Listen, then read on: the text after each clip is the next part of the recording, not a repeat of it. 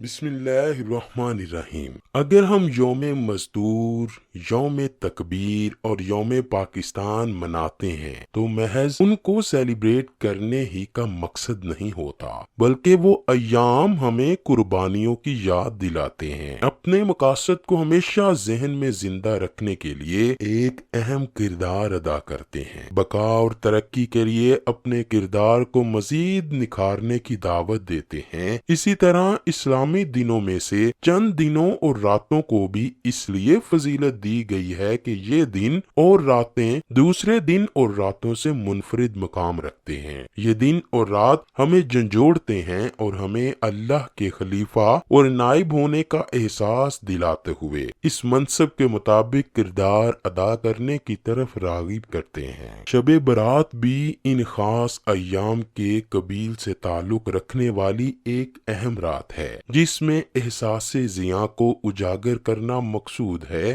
اس کے لیے قرآن کریم کا الوہی پیغام لعلکم یتذکرون، لعلکم یتفکرون کی صورت میں ہر وقت بلند ہو رہا ہے۔ ناظرین گرامی، برات کے معنی نجات اور شب برات کا معنی ہے گناہوں سے نجات کی رات۔ گناہوں سے نجات توبہ سے ہوتی ہے، اس لیے یہ رات مسلمانوں کے لیے آہو گریہ زاری کی رات ہے، رب کریم سے تجدید عہد کی رات ہے، شیطانی خواہشات اور نفس کے خلاف جہاد کی رات ہے۔ یہ رات اللہ کے حضور اپنے گناہوں سے زیادہ استغفار اور توبہ کی رات ہے۔ اسی رات نیک عمل کرنے کا عہد اور برائیوں سے دور رہنے کا عہد دل پر موجود گناہوں سے زنگ کو ختم کرنے کا موجب بن سکتا ہے۔ مسلمانوں کے لیے لیلۃ القدر کے بعد سب سے افضل اور فضیلت والی رات شب برات ہے۔ یہ شعبان کی 15ویں رات ہے۔ شب برات ایک ایسی رات ہے کہ جس رات اللہ پاک اپنے بندوں پر بے شمار رحمتیں نازل فرماتا ہے۔ اس رات جو کوئی انسان سچے دل کے ساتھ جو بھی اللہ سے دعا کرتا ہے تو اللہ پاک اس کی دعا کو فوراً قبول فرماتا ہے۔ یہ بے حد برکتوں والی رات ہے۔ اس رات اللہ پاک ہر انسان کی دعا خود قریب ہو کر سنتا ہے اور اس کو قبول فرماتا ہے۔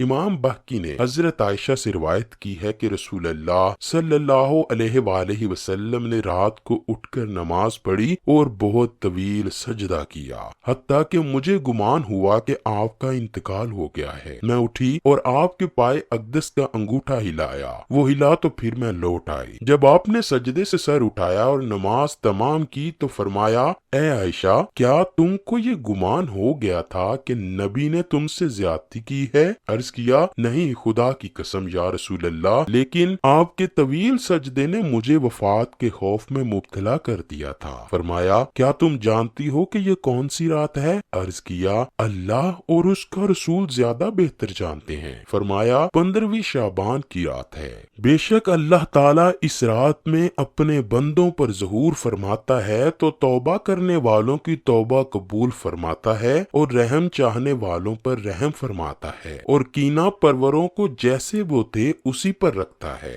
اسی طرح ابن ابی شیبہ، ترمذی، ابن ماجہ اور بہقی نے حضرت عائشہ سے روایت کی ہے، آپ فرماتی ہیں کہ میں نے نبی مکرم کو ایک رات بستر استراحت پر نہ پایا تو میں آپ کی جستجو میں نکلی تو آپ کو جنت البقیع میں اس طرح پایا کہ آپ کا سر مبارک آسمان کی طرف اٹھا ہوا تھا۔ رسول اللہ نے فرمایا، اے عائشہ، کیا تمہیں اس کا خوف ہوا کہ اللہ اور اس کا رسول تم پر ظلم کرے گا؟ عرض کیا، مجھے یہ خوف نہیں، مگر میں یہ گمان کیا کہ شاید آپ کسی اور زوجہ کے پاس تشریف لے گئے ہیں۔ تب رسول اللہ صلی اللہ علیہ وآلہ وسلم نے فرمایا، اللہ آسمان دنیا کی طرف 15ویں شعبان کی شب کو اپنی شان کے مطابق نزول فرماتا ہے، بس قبیلہ بنی کلب کی بکریوں کے بالوں کی گنتی سے زیادہ اللہ پاک اپنی مخلوق کو بخش دیتا ہے۔ ابن ماجہ اور امام بہقی نے شعب الامان میں حضرت علی سے روایت کیا ہے کہ رسول اللہ صلی اللہ علیہ وآلہ وسلم نے فرمایا، جب نصف شعبان کی رات آئے تو رات کو قیام کرو اور اس کی صبح کا روزہ رکھو، کیونکہ اس رات کو اللہ کی رحمت غروب آفتاب سے لے کر آسمان دنیا پر آ کر پکارتی ہے کوئی بخشش مانگنے والا کہ میں اس کو بخش دوں؟ ہے کوئی رزق کا طالب کہ میں اس کو رزق دوں؟ ہے کوئی بیمار جو شفا طلب کرے اور میں اس کو شفا دوں؟ یہاں تک کہ فجر طلوع ہو جاتی ہے۔ امام جلال الدین سیوطی تفسیر در منصور میں لکھتے ہیں کہ خطیب بغدادی اور ابن نجار نے حضرت عائشہ سے روایت کی ہے کہ رسول اللہ صلی اللہ علیہ وآلہ وسلم تمام شعبان کے روزے رکھ کر اس کو رمضان کے ساتھ ملا دیتے تھے، اور آپ کسی بھی ماہ کے تمام دنوں کے روزے نہ رکھتے تھے سوائے شعبان کے۔ میں نے عرض کی، یا رسول اللہ، شعبان کا مہینہ آپ کو بڑا پسند ہے کہ آپ اس کے روزے رکھتے ہیں؟ رسول اللہ نے فرمایا، ہاں عائشہ، کوئی نفس بھی پورے سال میں فوت نہیں ہوتا مگر اس کی اجل شعبان میں لکھ دی جاتی ہے، تو میں پسند کرتا ہوں جب میری اجل لکھی جائے تو میں اللہ کی عبادت اور عمل صالح میں مصروف ہوں۔ شب برات والے دن اللہ تعالیٰ سورج کے غروب ہونے پر پہلے آسمان پر آ جاتا ہے اور اللہ پاک اپنی پیدا کی ہوئی ساری دنیا کو دیکھتا ہے۔ جب اللہ تعالیٰ دنیا میں اپنی پیدا کردہ مخلوق کی طرف نظر مارتا ہے تو جس انسان کو جس چیز کی ضرورت ہوتی ہے اللہ پاک اس کی ضرورت کو پورا کرتا ہے۔ ان احادیث کریمہ اور صحابہ اکرام کے عمل سے یہ ثابت ہوتا ہے کہ اس رات میں 3 کام کرنے چاہیے۔ نمبر 1، شب برات کی رات قبرستان ضرور جانا چاہیے، لیکن یاد رہے کہ نبی مکرم سے ساری حیات مبارکہ میں صرف ایک ہی مرتبہ شب برات میں جنت البقیع جانا ثابت ہے۔ اس لیے اگر کوئی شخص زندگی میں ایک مرتبہ بھی اتباع سنت کی نیت سے چلا جائے تو اجر و ثواب کا باعث ہے۔